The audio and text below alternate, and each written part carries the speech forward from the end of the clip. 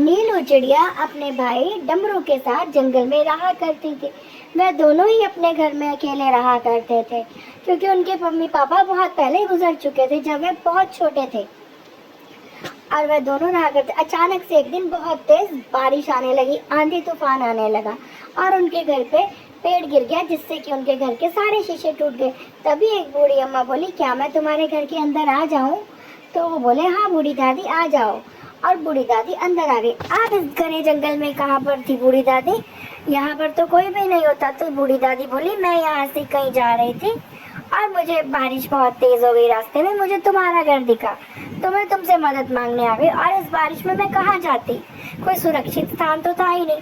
कोई बात नहीं बूढ़ी दादी, आप हमारे पास आओ, आप यहाँ बैठो, नीचे मत बैठना, नहीं तो आप भीग जाओगे और आपको सर्दी लग जाएगी। बूढ़ी दादी बोली, अच्छा अच्छा बेटा, अच्छा बिटिया, तुम दोनों बहुत ही भले बालक हो, तुम बहुत अच्छे हो। दोनों बच्चों ने उनके पास जो कुछ बचा खुचा था बूढ़ी दादी को खाने को दिया।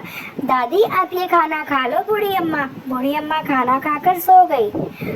बूढ़ी अम्मा को उन्होंने चद्दर और बिछा कर दी, और ताकि बूढ़ी दादी को ठंड ना लगे। पूरी रात वह दोनों भाई बहन बूढ़ी दादी को देखते रहे, और जैसे ही थोड़ी देर में उनकी आँख खुली बच्चों की, तो उन्होंने देखा वह एक जादू के घर में है। बूढ़ी दादी तो यहाँ है नहीं। अरे बूढ़ी दादी कहाँ गई? तो एक लाठी में से आवाज आई जो बूढ़ी दादी की थी, बच्चों ये घर मैंने बनाया है, मैं जादू की हूँ, मैं जादू का घर बना कर गई हूँ तुम्हारे लिए। तुम दोनों को परेशान देखकर मुझे अच्छा नहीं लगा, तुम दोनों बहुत अच्छे हो।